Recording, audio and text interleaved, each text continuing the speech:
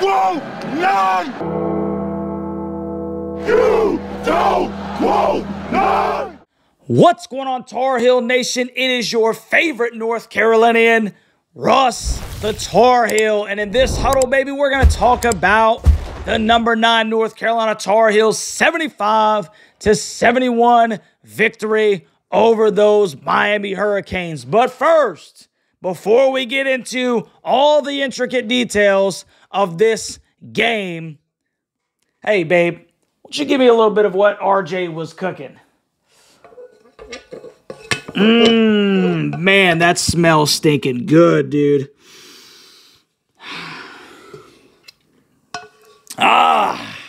42 points from RJ stinking Davis. A Dean E. Smith record, bro. And he was on fire. My man had 42 points, 14 for 22 shooting from the field, 7 for 11 from 3, and he was 7 for 9 from the free throw line. He also got 6 boards, 4 steals, and an assist, man. Just a monster game from the ACC Player of the Year. Yes, I said it. There is nobody in the Atlantic Coast Conference that is better than number 4.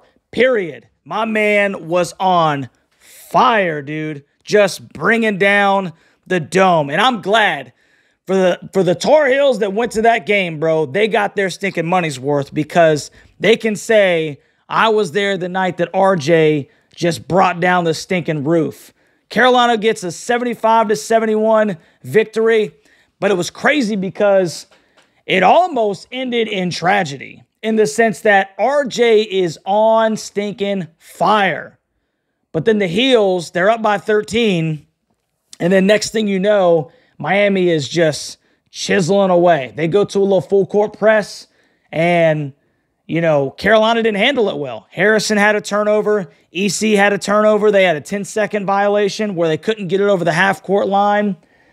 And it got ugly, bro. It got really ugly. Not only that, Carolina had 4 different free throw opportunities to make it a 2-possession game. Armando went to the line. He missed all 2. He ended up finishing, I think, 1 for 6 from the free throw line, which was crazy. Seth Trimble gets a board. He goes to the line with like 3 seconds left. He misses 2 free throws. So Carolina's 0 for 4, and if it wasn't for Jae-Lyn Withers putting on his Superman cape and getting that stinking rebound with less than 3 seconds left, going to the line and knocking down both of those free throws, wow.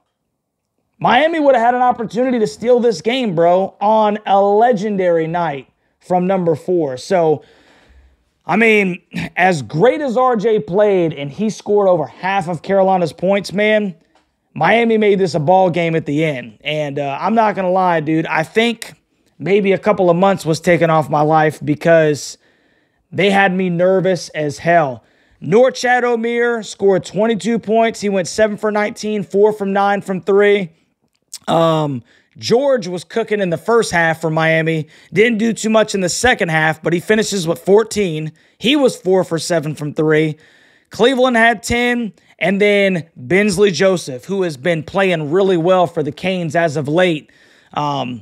Kind of got like a James Harden type game. He's a lefty too. Had some step backs, man. He went 5 for 8 from 3, and he scored 21 points himself. So, I mean, Miami brought it, bro. Miami brought it, and that was with Wooga Poplar and Nigel Pack on the bench, man. So, shout out to the Hurricanes, man. It's not a team that I think I want to play come tourney time. For the Tar Heels, Harrison Ingram finished with 8 points, 10 rebounds. Armando Bacot finished with only 5 points and 12 rebounds. Elliot Cadeau finished with 6 points, 5 assists. RJ Davis, it's still a crazy number, bro. I'm sitting here looking at this. Look at that number. 42. 42 from RJ, 7 for 11 from 3. And then another interesting kind of storyline that went under the radar is Cormac has been on fire lately. Well, he cooled off in this one. 3 for 13 from the field, 1 for 9 for 3, and he finished with 7 points, bro. Once again, man, I gotta give a huge shout out to Jae-Lyn Withers, man. He played really big in moments in this ball game, man. He came up really big. He came up clutch when we needed him to, and those were 2 big free throws with a lot of pressure. And he's coming off the bench, you know, cold, but he locked in, bro, and he knocked them down.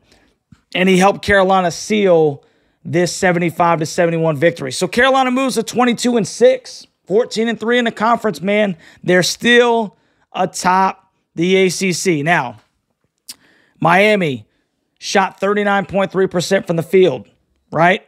You think, okay, they only had 18 points in the paint. So, you know, Norchad didn't do too much down low. And, you know, they were just hitting a lot of perimeter shots because they shot 46.7% from 3. Miami finished with 14 turnovers and 35 boards.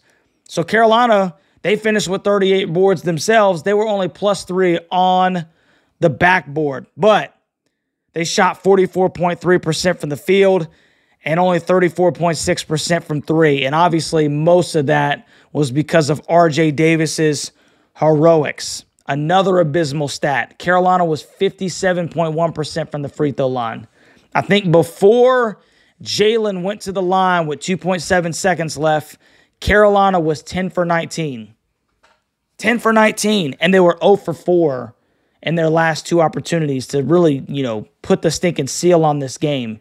So that's frustrating. And I think that, you know, Coach Davis is going to have a lot of things to say to this North Carolina team over these next 5 days, man. So the good news is that Carolina got the W.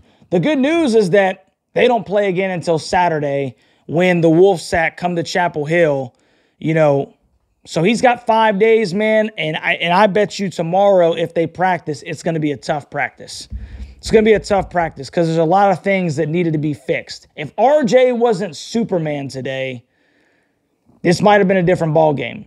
If Jae-Lyn Withers, you know, didn't come in and be as clutch as he was, this may have been a different ball game, man. And it shouldn't have been because Miami's 15-14 on the season. As talented as they are, they're still 15-14 on the season, right? So, tough game, man. It was almost the same stinking game that we had down in Coral Gables where Carolina won 75-72. Well, they got 1 point better, 75-71. And I guess at the end of the day, you know, the good news is that Carolina won the ball game, but there is a ton of stuff to work on, man, because obviously RJ is not going to be able to drop 42 a night, or maybe he can. I don't know.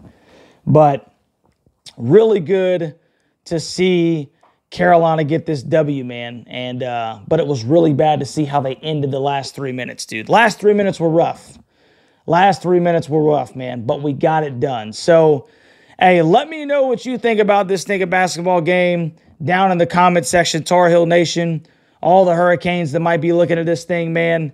I mean, is anybody else going to be able to sleep tonight?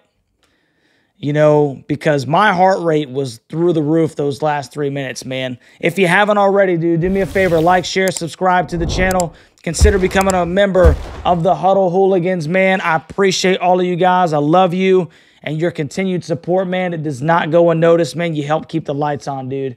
We had, like, I think at one point, almost 50 people in the live stream today, man. So on a Monday night, you know, a bunch of Tar Heels and just basketball enthusiasts in general coming in to check out the end of the game. It was good to see, man. We had a great time. So make sure that y'all come hang out 4 o'clock on Saturday. We'll have the NC State prediction show before that, obviously. But we have a good time, man. So, like I said, I appreciate you guys hanging out. Carolina gets the W, baby. That's all the stinking matters. And we're still sitting on the throne in the Atlantic Coast Conference, bro. So, like I said, comment down in the comment section. Like, share, subscribe. Love you, Tar Heel Nation. We'll catch you on the next one, baby.